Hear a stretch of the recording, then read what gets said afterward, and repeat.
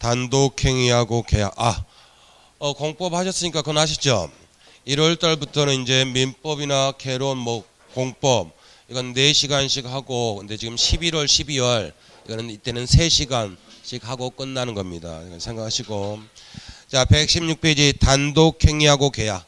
방금 의사표시가 하나만 있어도 되는 게 단독행위. 2개 필요한 게 계약입니다. 근데 지금 기억이 상대방 있는 단독행위, 니은이 상대방 없는 단독행위인데, 거기서 여러분 상대방이 있다 없다 이 개념은 효과를 보는 사람이 있다 없다 이 개념이 아닙니다.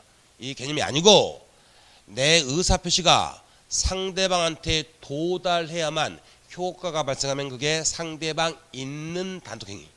내 의사표시가 상대방한테 도달하지 않더라도 효과가 발생하면 상대방 없는 단독행위입니다. 굉장히 어려운 개념입니다.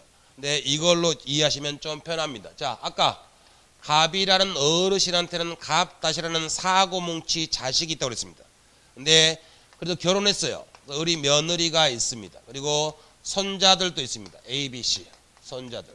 근데 아까 아버지 입장에서 자식한테 재산을 물려주면 얘가 다 탕진해버리면 손자들의 앞날이 걱정된다 이겁니다. 그래도 며느리가 이 상태에서 가정을 잘 건사하고 잘 꾸리고 있습니다.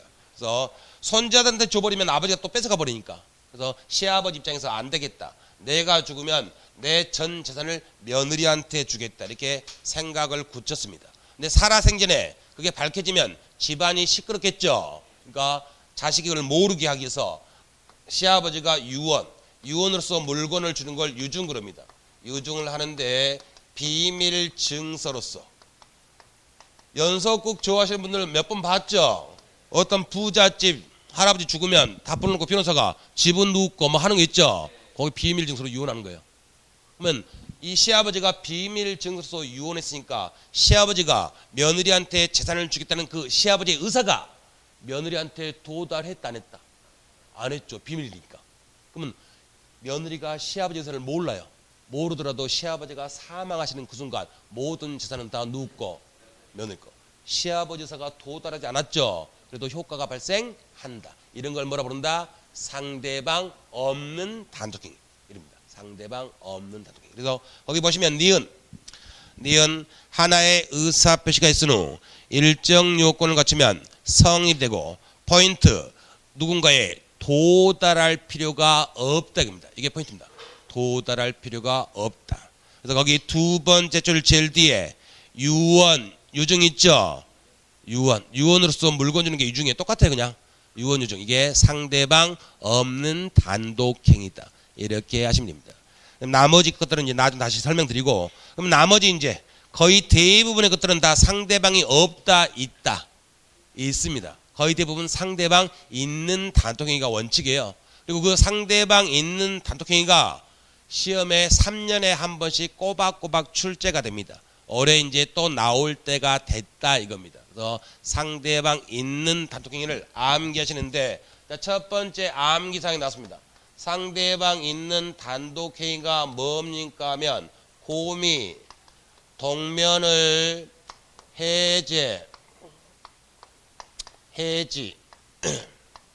해지하면 상추나 취나물 처리다. 내가 고퀄리티 법학 공부하러 왔더니 갑자기 무슨 곰에다가 상추에다가 취나물 그렇게 할 수도 있지만 이렇게 암기하시는 게 맞습니다. 시험에 합격하기 위해서는 이렇게 암기하시는 겁니다. 15년간 대한민국 모든 민법 시험에서 상대방 있는 단독행위를 물어봤을 때 여기서 벗어난 문제는 단 한 문제도 없었습니다. 여러분 시험에도 3년 전에 정답이 여기서 또 출제가 됐고, 그래서 이렇게 암기하시고, 동자가 뭡니까 하면 동자는 동의를 말합니다. 면자는요 하면 채무, 면제. 그 다음에 해지는 말 그대로고, 상은 상계, 추는 추인, 취는 취소, 철은 철회. 이 개념들은 여러분, 이 하나하나의 개념들은 다음 주부터 하나씩 나오기 시작합니다. 그럼 다음 주부터 나올 때마다 하나씩 설명드리면 되니까 그건 나중에 하시고 오늘은 그냥 여러분들이 집에 가셔가지고 이걸 큰 목소리로 10번만 읽으시면 됩니다. 곰이 동면을 해제하면 상추나 취나물 처리다. 이거는 처음 나온 거고 한 10번 읽으면 암기 된다 안 된다? 됩니다. 암기 다 했어요. 근데 시험에 나왔는데 틀렸어. 왜 틀렸습니까? 물어봤더니 이 문제가 그 문제인지 몰랐대요. 곰만 암기했고 왜 암기한지를 몰라요. 여러분 곰 왜 암기했다? 상대방 있는 단독행위. 그래서 이걸 암기합니다. 상대방 있는 단독행위. 이게 곰이다. 그렇게 정리하시면 되고 그 다음에 오른쪽에 양가로 2번 채권행위하고 물권행위 나왔습니다. 거기 별표 하나 돼 있죠. 이게 이제 가장 중요한데 오늘 배운 것 중에서 가장 중요한 것 중에 하나인데 여러분 쉽다 어렵다? 어렵습니다. 어려우니까 들어간다 안 들어간다? 어려우니까 들어갑니다. 오늘 깨지고 3주 있다 또 설명합니다. 그 다음에 다음 달 초에 또 설명하고 또 3주 있다 또 설명하고 계속해서 이거는 설명드릴 겁니다. 시험장 갈 때까지 한 10번은 설명드릴 텐데 오늘 자 여러분 오늘 다 몰라도 돼요. 다 모르는 게 당연하고 근데 딱 두 가지만 오늘 암기하시면 됩니다. 그래서 아까 여러분 물권하고 채권 잠깐 나왔습니다. 물권이 뭡니까 하면 간단해요 여러분. 물권은 물건에 대한 권리입니다. 물건에 대한 권리를 물권 그렇게 부릅니다. 물건에 대한 권리. 그럼 채권은 뭡니까 나오면 채권은 뭐죠 여러분? 사람에 대한 권리입니다. 사람한테 뭐 좀 해줘. 채권은 주로 청구로 나옵니다. 청구. 사람한테 뭐 좀 해줘. 이게 청구입니다. 그럼 이게 물권이고 채권인데 열심히 쓰신다. 안 써도 되는데. 그러면 여기서 거기 책에 있는 것처럼 물권행위가 뭡니까 하면 물권행위. 여러분 간단합니다. 물권행위가 뭡니까 하면 물권을 발생, 변경, 소멸시키는 거. 이게 물권행위예요. 근데 대표가 발생이니까 물권행위 그러면 물권을 발생시키는 행위입니다. 물권을 발생시키는 행위. 그럼 여러분 이거는 법학이 아닙니다. 그냥 그러면 여러분 채권행위는 뭐죠? 그렇죠. 여기 채권은 채권을 발생시키는 행위. 이게 채권행위예요. 그럼 물권과 채권. 채권은 뭐에 대한 권리? 사람. 사람한테 뭐 좀 해달라고 청구하는 거예요. 청구. 물권은 물건을 직접 지배하는 건데 여러분 잘 보시면 되기. 자 여기 계운동 1-1번지 집을 갑과 을이 사고 팔았어요. 여러분 잘 보시면 돼요. 을이 갑한테 둘이 만나서 공인중개사 사무실에서 매매 계약서 작성했어요. 계약서.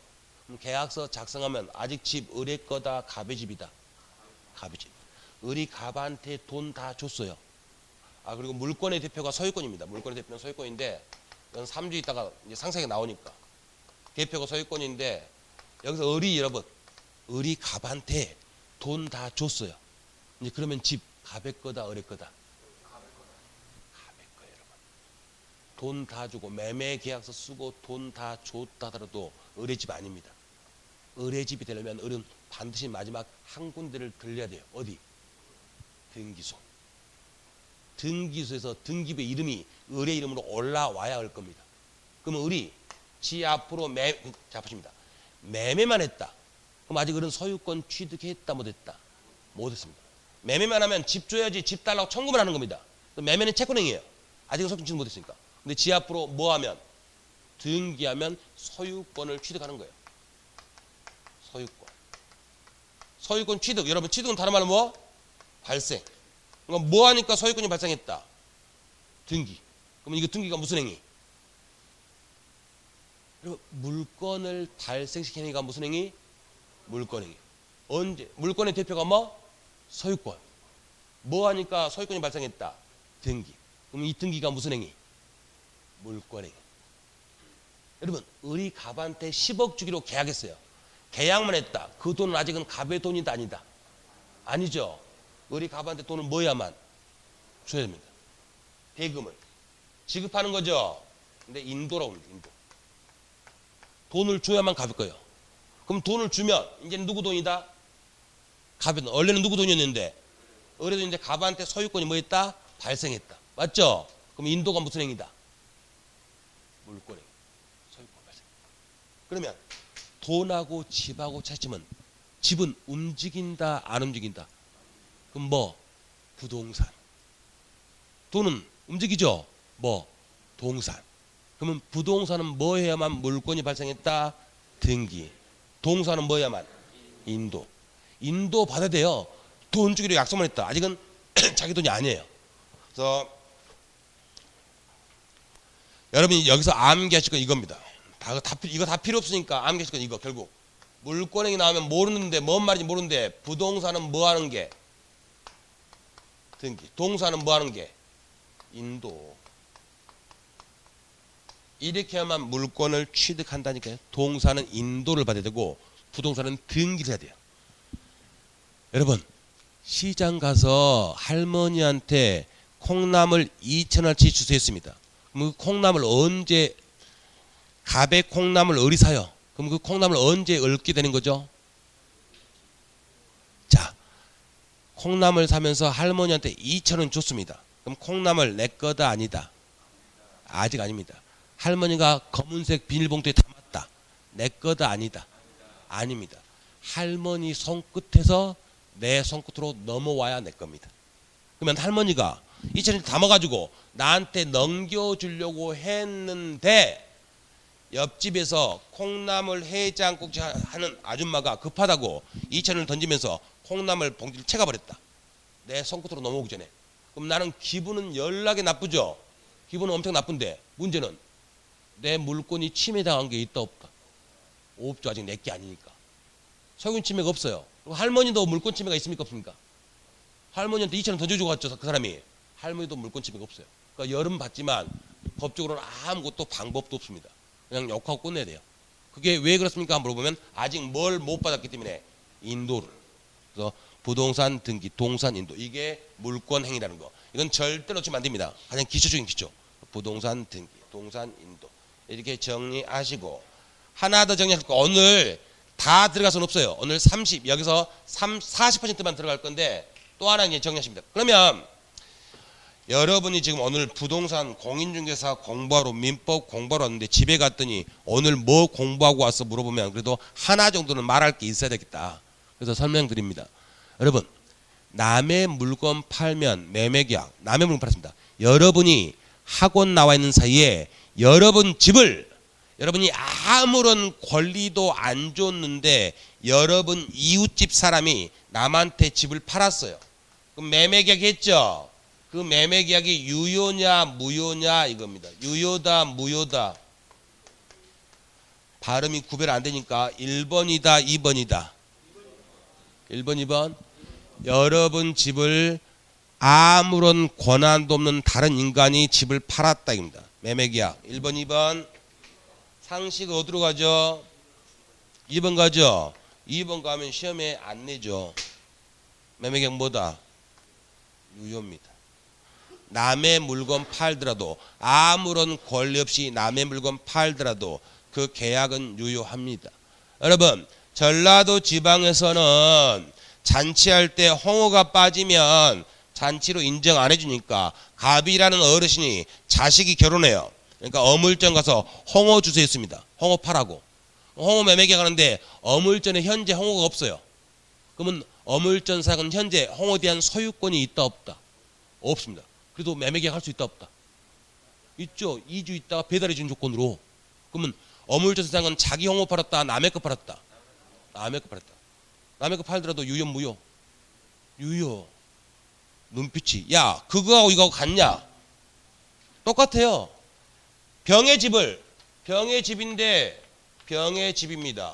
병의 집인데 갑이 아무런 권한도 없이 병의 집 3억짜리를 아무런 권한도 없이 병이 처분을 안 줬습니다. 근데 이거를 9월 1일 날 을한테 5억에 팔았다입니다. 아무런 권한도 없이 팔았습니다. 9월 1일 날. 팔면서 12월 31일 날 부동산을 등기를 넘겨주기로 이전 등기주로 약속했다입니다. 그러면 아무런 권한 없이 팔았지만 이 갑이 3억짜리 집인데 5억에 팔았죠. 그럼 갑이 병한테 가서 병을 꼬셔가지고 병한테 4억에 석 달 사이에 집 살 수 있다 없다? 집 살 수 있죠. 사가지고 12월 31일 날 넘겨주면 문제될 게 있다 없다? 깨끗하죠. 근데 이걸 처음에 법이 이런 계약 무효히 해버리면 아무런 권리무가 발생 안 해요. 이걸 알기 때문에 우리 법은 정당하게 팔았던 부당하게 팔았던 일단 남의 물건을 아무런 권리가 없이 팔더라도 일단 매매 계약까지는 무효다. 일단은 유효하다. 유효합니다. 근데 병이 이 집은 우리 아버지가 물려준 집이고 나는 돈과 상관없이 이 집은 안 팔아 해버렸습니다. 그럼 안 팔아 해버리면 갑이 을한테 등기를 넘겨줄 수가 없죠. 없으니까 갑이 에라 모르겠다. 을한테 맞을 것 같으니까 등기를 위조해서 을한테 등기를 넘겼다. 그러면 당연히 이건 유효 무효? 무효입니다. 무효. 이 등기가 무효지. 매매 계약까지는 무효다 유효다? 유효. 이걸 알기 때문에 우리 법에서 민법 569조가 남의 물건을 팔더라도 계약까지는 유효하다. 이렇게 규정을 해놓고 있습니다. 그래서 아무런 권리 없이 남의 물건 팔아도 일단 계약은 유효하다. 그럼 거기 채권행위 물권행위에 거기 6번째 줄 가시면 6번째 줄 앞쪽에 가시면 다시 말해서 있죠. 보십니다. 다시 말해서 타인 소유 물건에 대한 매매 계약도 그 자체는 뭐하다? 유효하다. 여러분 다시요. 두 가지. 물권행위 나오면 뭔지 몰라도 그냥 부동산은 뭐 하는 거? 등기. 동사는 인도. 그거 하나 암기하시고 두 번째 남의 물건 아무런 권리 없이 팔더라도 매매 계약은 뭐하다? 유효하다. 집에 가셔가지고 오늘 못 배웠어? 야 남의 물건 팔면 유효계 무효계 물어보면 100% 뭐라고 한다? 무효지 이렇게 나온다. 이제 유효라고 설명을 해드려야 됩니다. 설명이 되는데 이제 홍어도 나오고 막 나오죠. 나오다가 설명이 된다 안 된다? 안 된다. 그럼 결국 결론 뭐? 그래도 남의 물건 팔더라도 유효하되 근거가 뭐야? 민법 569조. 민법 569조가 남의 물건 팔더라도 계약은 유효하다. 이런 취지로 규정이 돼 있습니다. 이렇게 해서 정리하시면 되고 남의 물건 팔더라도 계약이 유효하니까 갑은 이 병의 집을 구입해서 을한테 넘겨줄 의무가 있는 거예요. 계약이 무효면 그런 의무가 없는데 이렇게 해서 정리하시면 되고 그 다음에 이제 본격적으로 여러분 시험범의 출발점이 03 제목이 뭐죠 여러분? 법률행위의 성립요건과 효력요건. 낯서니까 법률행위 뭘로 바꾸신다? 계약으로. 그럼 계약은 어떻게 해야만 성립하고 어떻게 해야만 효력이 있느냐 입니다. 그래서 법률행위의 성립요건. 그거를 그냥 혼자 읽으시면 너무너무 이상하고 어려워요. 근데 그냥 정말 간단합니다. 법률행위 낯설면 계약. 그럼 계약은 어떻게 해야만 성립하느냐? 간단합니다, 여러분. 여러분, 자 보십니다. 계약은 개나 고양이가 한다, 사람이 한다. 사람. 그래서 계약이 성립하려면 누가 있을 것? 사람이 있을 것. 그거 이거 사람이 있을 것. 근데 이 사람, 계약하는 사람을 법이 이름을 붙여놨어요. 세 글자. 당사자. 그래서 당사자가 낯설면 그냥 또 뭘로 바꾼다? 사람으로. 계약이 성립하려면 사람이 있을 것. 이렇게 아시면 됩니다. 두 번째, 아까 여러분 친구 병의 집에 갑과 을이 같이 문상 가기로 약속했다. 그럼 법원에 갈 수가 있다 없다? 없다. 그 문상 가기라는 약속 이거는 법률 행위다 아니다? 아닙니다. 그건 권리 변동하고 상관이 없어요. 그래서 법률 행위가 성립하려면 권리 변동을 일으키려는 목적 이게 있어야 됩니다. 다른 말로 내용 이렇게 표현합니다. 어려운 게 아니고 여러분 집을 사고 판다. 집을 사겠다. 집을 팔겠다. 땅을 사겠다. 땅을 팔겠다. 이런 목적이 있어야 됩니다. 목적. 근데 그 목적을 마음속에만 가지고 있으면 다른 사람이 안다 모른다. 모른다. 반드시 뭐하라? 표시하라. 그래서 세 번째가 의사 표시. 여러분 이 세 가지만 있으면 일단 법률행위는 성립을 했습니다. 그리고 법학은 단계적이다 보니까 일단 성립을 해야만 그 다음에 효력이 있냐 없냐 이걸 하는 거예요. 그래서 성립요건, 이 철의 장막을 통과하면 그러면 그 성립한 계약이 유효입니까 무효입니까? 이걸 논합니다. 이게 법률행위의 뭐? 효력 요건. 계약의 효력 요건. 이렇게 됩니다. 그 효력 요건에서 다른 말로 하면 유효 요건. 계약이 유효가 되기 위한 요건. 그래서 모든 걸 완벽하게 갖추면 유효입니다. 갖추지 못하면 유효의 반대말이 뭐죠? 무효. 그다음에 하나가 더 있습니다. 유효인데 뭔가 하자가 있는 경우 이게 이제 취소입니다. 그래서 유효, 무효, 취소. 1년 내내 이것만 공부하는 겁니다. 계약이 유효냐, 무효냐, 취소냐 이걸 계속해서 이걸 가지고 공부하는 겁니다. 근데 지금은 다 들어가지 않지만 하나 알아두실 게 여러분 법학은 단계적이다 보니까 반드시 성립 요건을 통과해야만 그 다음에 효력 요건을 공부하는 거지. 법률행위가 이 셋 중에 하나가 없다. 아까 문상각이라는 약속 이런 것처럼 법률행위가 성립 요건을 통과 못하면 불성립이에요. 불성립은 다른 말로 부존재. 법률행위가 존재하지 않습니다. 근데 존재하지 않은 법률행위 가지고 유효다, 무효다, 취소다 이런 말 쓰면 된다는다. 안 됩니다. 일단은 존재 성립한 다음에 유효, 무효, 취소 이걸 논하는 겁니다. 그렇게 아시고. 그러면 이게 어떻게만 효력이 있습니까? 간단합니다. 당사자, 사람. 사람은 계약할 만한 능력이 있을 것. 능력. 여러분 사회에서는 능력 그러면 직장 좋고 뭐 돈 많고 이런 게 능력이 있다리 편하죠. 법학은 항상 용어들이 그런 거랑 상관없이 쓰입니다. 법학에서의 능력이라는 것은 계약할 만한 능력 인정입니다. 계약 내용을 이해하고 그걸 계약할 수 있는 능력. 이걸 능력이 있을 것. 그래서 세 가지가 나옵니다. 권리 능력, 의사 능력, 행위 능력 세 가지가 있는데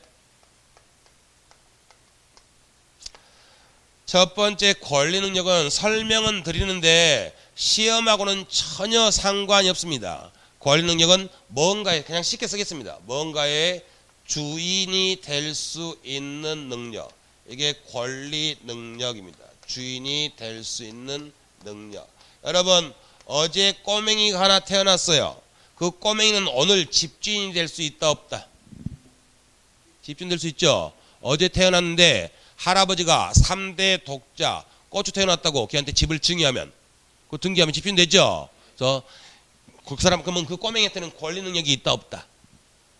어제 태어나서 집이란 것 개념 자체도 없죠. 그래도 권리 능력이 있다 없다? 있다 합니다. 그래서 여러분과 저처럼 뼈와 살로 이루어진 사람은 다 있어요. 태어난 순간부터 죽는 순간까지. 근데 이게 왜 논의되냐면 법학에서 사람은 두 종류예요. 자연인과 뭐? 법인. 여러분 법인 말은 많이 했지만 깊게 생각 안 했죠. 법인은 법이 사람으로 인정해 준 거예요. 법이. 우리처럼 뼈와 살로 이루어진 사람은 뭐고? 자연인. 그러면 자연인은 태어난 순간부터 죽는 순간까지 걸리는 게 있어요. 근데 법인도 법이 사람으로 인정했습니다. 여러분 삼성전자가 땅을 가지고 있다. 그럼 그 땅 주인은 이건 씨입니까? 삼성전자 땅입니까? 삼성전자. 삼성전자는 생명체도 아니다. 아닙니다. 근데 땅 주인 될 수 있다 없다? 있다니까요. 왜? 법이 인정했으니까. 근데 법이 사람으로 인정하려면 설립 등기를 해야 돼요. 그러면 회사를 만들고 있는데 아직 설립 등기를 안 했다. 그러면 아직은 사람이다 아니다? 아니다. 그러면 그 사람은 권리 능력이 있는 거다 없는 거다? 없는 거다. 이렇게 표현하는 겁니다. 그래서 이거는 법인에서 공부하는 거예요. 법인에서. 그래서 우리는 법인이 시험법인이 아니니까 우리 공인중개사 민법에서는 이건 절대 나올 일이 없습니다. 의미가 없어요. 나머지 두 가지 이걸 보는 겁니다. 이 의사 능력과 행위 능력 여러분 이것도 공식적인 우리 시험법은 아니에요.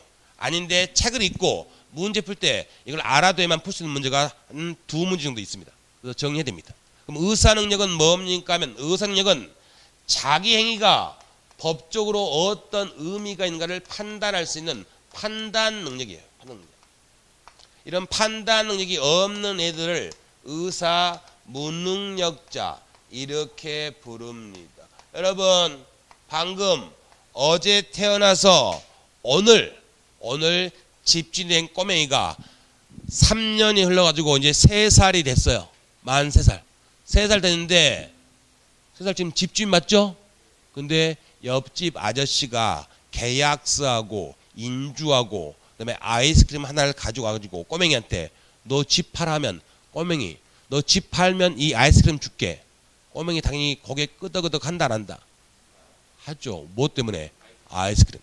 그럼 집을 사고 팔았죠. 그 집을 사고 판 거예요. 그 다음에 인주를 줬다. 꼬맹이 3년 인생에 인주 처음 봤죠. 빨간색 신기하더라. 손가락 만졌다. 그리고 계약서 도장 찍었다. 근데 그런 계약을 유효하면 된다는다.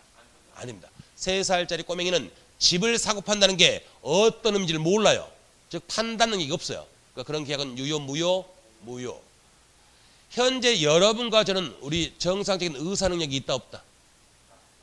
지금 여기서 없으면 곤란하죠. 지금 있습니다. 근데 우리가 항상 있다 없을 때도 있다. 없을 때도 있다. 특히 연말 꺾었을 때 술에 만취돼가지고 누가 계약서 가졌다. 근데 그게 카드 명세서인 줄 알고 거기다 사인했다. 사인해서 그 다음날 너 집 팔았잖아 하면 된다. 안 됩니다. 그래서 이 의사 무능력자의 대표로서 여러 가지 있는데 딱 2가지. 유아나 만취자. 이 사람들이 계약하면 이건 유효다 무효다? 무효입니다. 정상적인 판단 능력. 여러분 이 능력이 있어야만 계약이 유효가 돼요. 근데 능력이 없으니까 계약은 무효가 됩니다. 그 다음에 그러면 행위 능력은 뭡니까? 행위 능력은 다른 사람의 도움이 없이 혼자서 계약할 수 있는 능력입니다. 혼자서 법률 행위할 수 있는 능력, 계약할 수 있는 능력.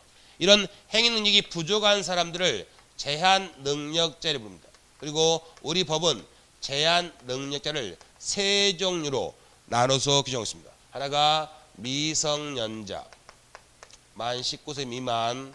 2번째가 피한정 후견인. 그 다음에 3번째가 피성년 후견인. 이렇게 나눠서 규정하고 있는데 설명은 드리겠지만 여러분 이 아래 건 의미 없으니까 여러분들은 앞으로 제한 능력자 나오면 그냥 뭘로 바꿔서 읽으신다? 미성년자. 이게 대표니까 이렇게 바꿔서 읽으시면 됩니다. 여러분 법에 이렇게 제한 능력자 제도를 둔 건 얘네들이 계약하는 걸 막기 위한 게 아니라 얘네들을 보호하기 위해서 이런 규정을 두고 있습니다. 그러면 여기 일단 아래 개념부터 피한정 후견인, 피성년 후견인이 뭡니까? 처음 들어본 분도 계시죠? 근데 작년 이맘때 뉴스에 좀 많이 나왔어요. 여러분 이 사람들은 다 성년자입니다. 성년자인데 어떤 문제로 인해서 혼자 계약할 수 있는 능력이 없어지면 법원에서 땅땅땅 너 혼자 계약하지 마라고 이렇게 선고 내리는 거예요. 롯데그룹 전 회장이 누구죠? 신격호 씨. 너무 고령이죠. 그래서 혼자서 계약하면 손해 볼까봐 거기 큰딸 신영자 씨가 법원 가서 우리 아버지는 혼자 계약할 수 있는 능력이 떨어지니까 이 사람 피성년 후견인 선고 때려주세요. 그래서 법원이 선고 때렸어요. 선고 때리면 혼자 이제 계약을 못해요. 이런 게 이제 피한정 후견인, 피성년 후견인인데 2개 차이는 뭡니까? 간단합니다. 맛이 조금 같다, 많이 같다. 이건 약간은 능력이 좀 남아있는 거고 능력이 많이 떨어진 거. 조금 같다, 많이 같다. 이 의미입니다. 근데 시험과는 상관없으니까 여러분들 그냥 제한 능력자 나오면 뭘로 바꾸신다? 미성년자. 그럼 여러분 미성년자는 만 19세 미만이죠. 그러면 애가 아버지가 물려준 3억짜리 집을 하나 가지고 있어요. 근데 얘가 18이다 이겁니다. 18 먹은 애가 아버지 엄마가 법정들인데 동의 없이 혼자서 집을 팔았어요. 을한테 매매했다. 이걸 가지고 사람들한테 물어보면 당연히 이 매매 계약은 유효다 무효다? 여러분 2월 달까지는 제가 뭔가 질문하죠. 그러면 마음은 왼쪽으로 간다. 그럼 답은 어느 쪽으로? 오른쪽으로. 그러면 얘가 매매계약 무효 유효? 여러분 법에서 제한 능력자 제도를 둔 건 계약한 것을 막기 위한 거다, 보호하기 위한 거다, 보호하기. 자 보십니다. 여기서 18먹은이는 정상적인 판단 능력은 있습니까 없습니까? 고등학생이 판단 능력이 없으면 안 되죠. 얘는 집을 사고 판다는 게 어떤 의미가 있는 걸 판단할 수 있는 판단 능력이 있어요. 근데 아직 세상 물정이 어둡죠. 어두우니까 불리하게 팔 확률이 높죠. 근데 아주 가끔 똑똑한 놈 유리하게 팔 수도 있다 없다 있습니다. 근데 이 계약을 무효해버리면, 이 계약을 어떤 계약이든 무효해버리면 사하게 잘 팔았어요. 이것도 무효라고 해버리면 오히려 갑한테 유리합니까 불리합니까? 불리하죠. 근데 유리하든 불리하든 일단 계약을 유리하는 거예요. 하고 2억에 팔았다. 2억에 팔면 지금 갑이 유리하게 팔았습니까 불리하게? 불리하게. 그러면 나중에 뭐 할 수 있다? 취소. 그러니까 처음부터 전부를 무효로 볼 필요 없이 유리하든 불리하든 일단 유리하고 보고 불리하면 뭐 하면 된다? 취소하면 된다. 이걸 알기 때문에 법도 미성년자가 계약하더라도 일단은 뭐하다? 유효하다. 근데 불리하면 뭐 할 수 있다? 취소할 수 있습니다. 그래서 의사 능력이 없는 애가 계약하면 처음부터 유효 무효? 무효. 근데 행위 능력이 없다. 즉 제한 능력자다. 일단 계약은 뭐하다? 유효한데 뭐 할 수 있다? 취소할 수 있답니다. 그래서 거기 책 보시면 117페이지 양가로 1번 성립 요건 있죠. 거기 가시면 모든 법률행위에 공통적으로 요구되는 최소한의 요건을 말하는데 첫 번째 당사자죠. 사람. 그 다음에 뭐? 목적. 그 다음에 세 번째 뭐? 의사표시. 이 세 가지만 있으면 일단은 성립했죠. 그 다음에 성립한 다음에 118페이지 양가로 2번 효력 요건에서 동그라미 1번의 기억이 당사자는 권리 능력, 의사 능력, 행위 능력을 갖출 것 가지고 그 아래 박스 안에 용어 정리 나왔죠. 용어 정리. 거기 2번 가시면 의사 능력, 정상인이 갖는 판단력, 즉 판단 능력을 말한다. 의사 능력이 없는 자가 한 법률행위는 처음부터 뭐다? 무효다. 의사 능력이 없는 자, 만취자 정도는 기억을 해 두실 필요가 있습니다. 유아나 만취자인데 만취 정도는 기억하시고. 3번 행위 능력, 단독으로 유효한 계약, 즉 법률행위를 할 수 있는 능력인데 거기 3번 행위 능력의 네 번째 줄로 가시면 행위 능력의 네 번째 줄 앞쪽 만약 있죠. 만약 제한 능력자 뭘로 바꿔서 읽으신다? 미성년자. 그 다음에 법정 대리인 나왔죠. 그냥 써버립니다. 그다 부모가 법정 대리인이에요. 미성년자가 부모의 동의 없이 단독으로 법률행위 즉 계약한 경우에는 자, 그 법률행위를 뭐 할 수 있다? 취소할 수 있다는 말은 일단은 뭐다? 유효합니다. 일단 유효하니까 나중에 취소할 수 있다. 그렇게 정리하시고. 자, 그러면 여기까지가 시험범위 아닌데 공부할 내용에서 공부한 거고. 그다음에 이제 공인중개사 시험의 공식적인 시험범위의 출발은 여기부터입니다. 목적. 집을 사고 판다, 땅을 사고 판다 이런 계약의 목적.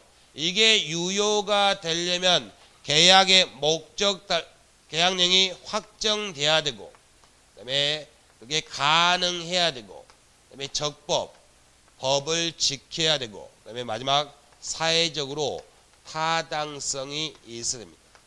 그리고 아예 같이 써버리면 의사표시. 여러분, 의사표시 우리가 지금 한 번에 읽고 있지만 의사는 속마음이죠. 표시는 밖으로 드러낸 거죠. 그럼 속마음과 표시가 다를 수도 있다 없다. 내가 100만 원에 사야지 했는데 타자 잘못해서 110만 원 쓸 수도 있죠. 그러니까 의사 표시가 유효되려면 의사와 표시가 일치하고 이게 아무런 하자가 없어야 됩니다. 이 내용까지 공부하는데 이거는 이제 다음 주에 할 겁니다. 오늘은 공식 수업 진도는 여기까지만 나올 겁니다. 여기까지만. 그럼 거기 일단 여러분 쓰는 게 아니고 책에 다 있는 거예요. 책에 다. 거기 보시면 118페이지 동그라미 1번의 니은. 동그라미 1번의 니은 가시면 법률행위 내용인 목적이 뭐? 확정, 가능, 적법, 사회적 타당성. 그다음에 디귿. 의사 표시는 의사와 표시가 일치하고 의사 표시에 뭐 하자가 없을 거. 그거 하는데 자 여러분 공식적인 시험범위 출발점이 이거라고 그랬죠. 그럼 오른쪽 제3절의 목차 제목 뭐죠? 제일 위에 법률행위의 목적 가로 안에 뭐 내용. 여러분 이거 출발 있는 거 법률행위의 뭐 목적 가로 열고 내용. 이게 유의되려면 네 가지 필요하죠. 그래서 공일 목차가 목적의 뭐 확정, 공의가 가능. 뒤로 넘기시면 03이 적법, 그다음에 04가 사회적 타당성. 이렇게 이 순서로 유효가 되기 위해서는 이런 게 필요하니까 이 순서대로 이제 하나씩 공부를 시작하는 겁니다. 그래서 이제 정리하시는데 목적의 확정 그는 영원히 시험 문제가 하나밖에 없습니다. 그 하나만 정리하시면 되는데 자 여러분 계약이 유효가 되려면 계약의 목적이 확정되어 있습니다. 이 말의 의미를 보십니다. 자, 갑이 여러분 땅 부자거든요. 갑이 서울, 부산, 대구, 대전, 전국 방방곡곡에 땅을 가지고 있고 원주에도 땅을 가지고 있는데 갑하고 갑의 땅을 사고 팔기로 매매 계약을 했어요. 3월 1일 날. 근데 문제는 매매 계약을 하긴 했는데 계약서를 봤더니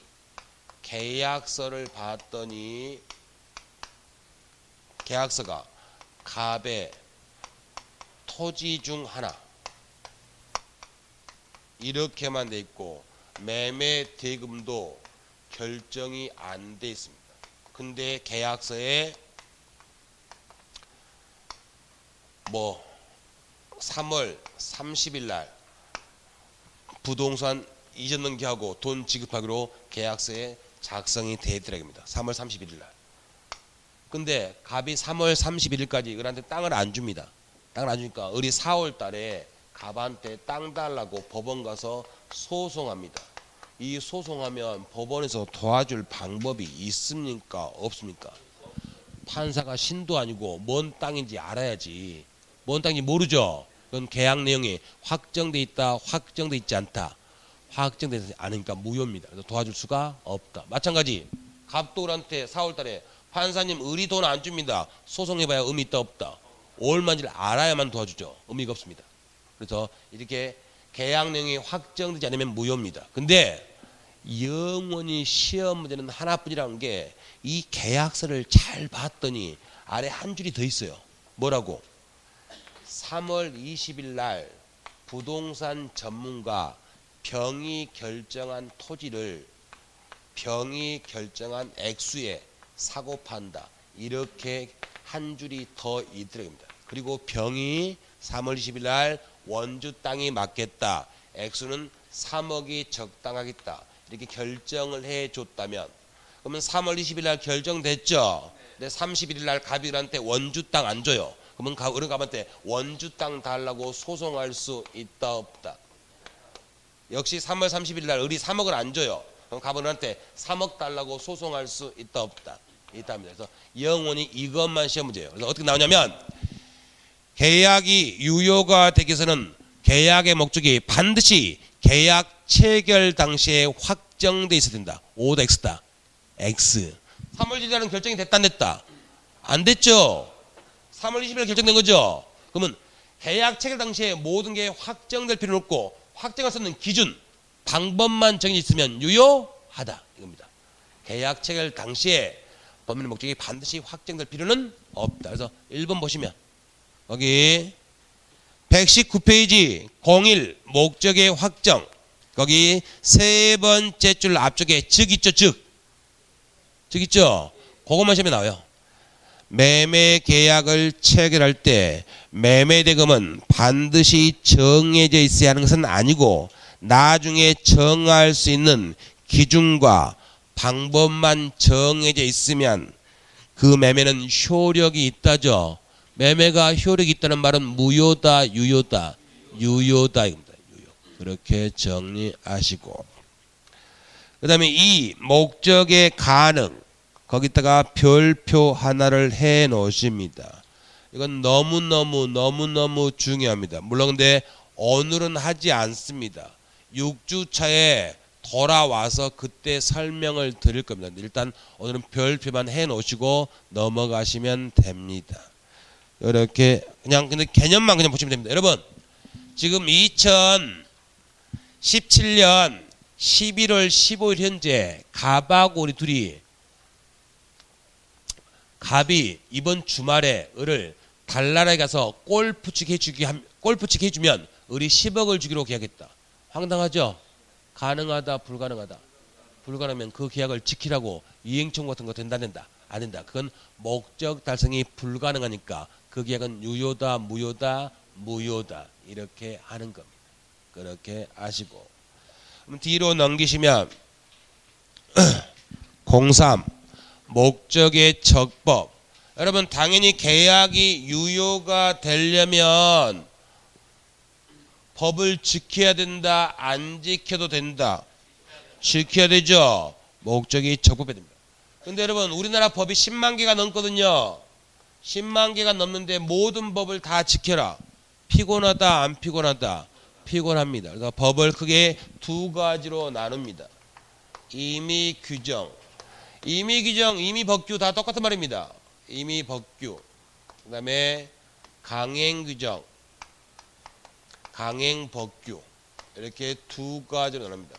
그럼 여러분 몰라도 반드시 지켜야 되는 규정은 뭐죠? 강행규정.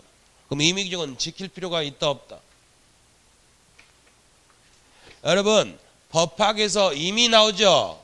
임의 나오면 이건 항상 마음대로 임의대로 마음대로 이거 있죠? 이렇게 읽는 거예요. 임의규정이라고 하는 것은 여러분 법에 규정이 있지만 당사자가 그 법조문 마음에 안 든다고 우리는 그 법조문 빼자 하면 휴지가 돼버린 거. 아무런 의미가 없는 규정. 이게 임의규정이에요. 그럼 여러분 민법은 원칙 임의규정 강행규정. 마음은 어디로 간다? 강행규정. 그럼 정답은 뭐? 임의규정.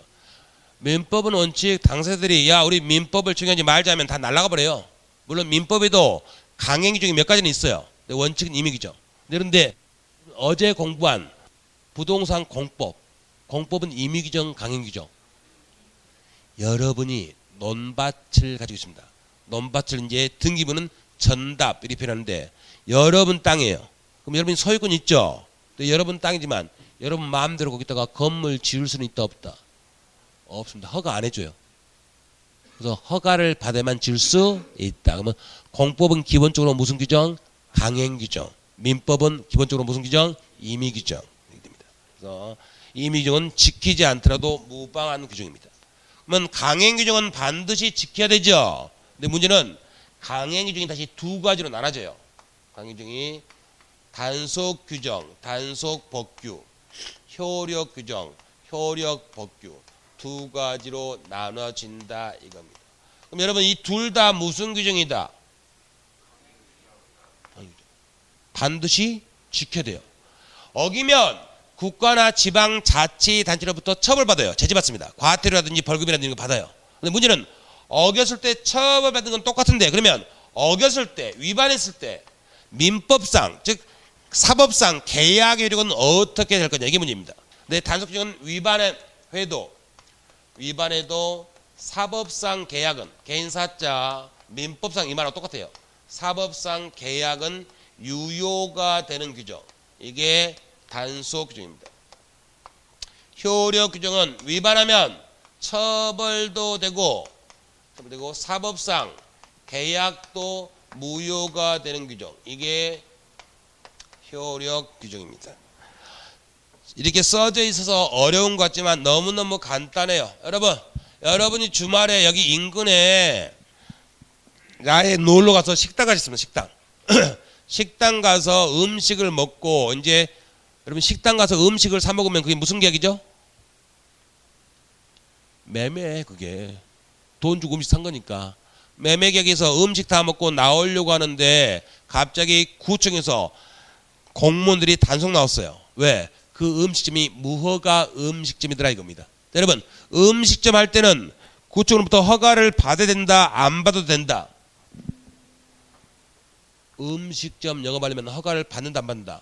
받아요, 지자체로부터. 근데 허가받지 않고 음식점 영업했어요. 그러면 무슨 규정을 위반했다? 강행규정. 그러면 그 음식 사장은 처벌은 되죠. 근데 문제는 우리가 음식값은 줘야 되느냐, 안 줘야 되느냐 이겁니다. 그게 단속 규정이면 위반해도 사법상 계약은 뭐다? 유효. 음식값은 줘야 돼요.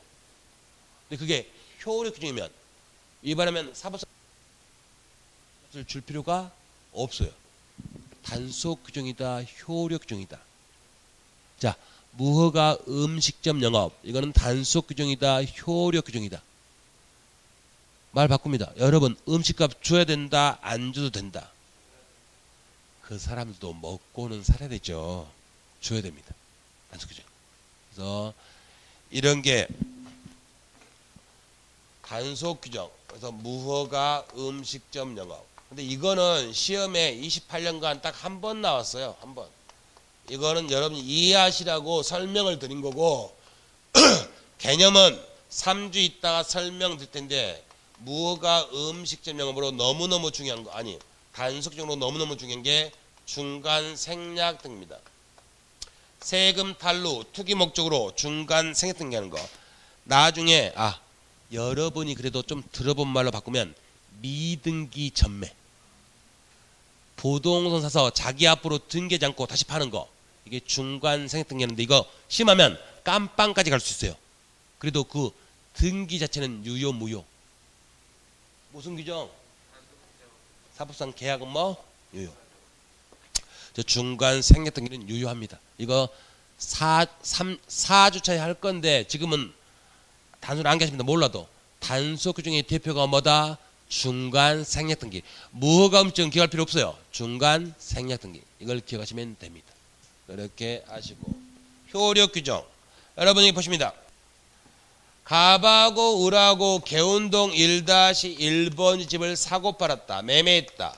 근데 여기서 중개사 A가 중개를 했다 이겁니다. 그럼 여러분 중개사가 중개하면 중개 보수를 받을 수 있죠. 중개 보수 법정 한도가 있다 없다?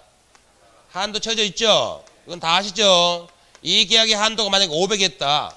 500인데 갑하고 A가 중개해주면 집 팔아주면 1000만 원 주기로 1000만 원 약정했다 입니다.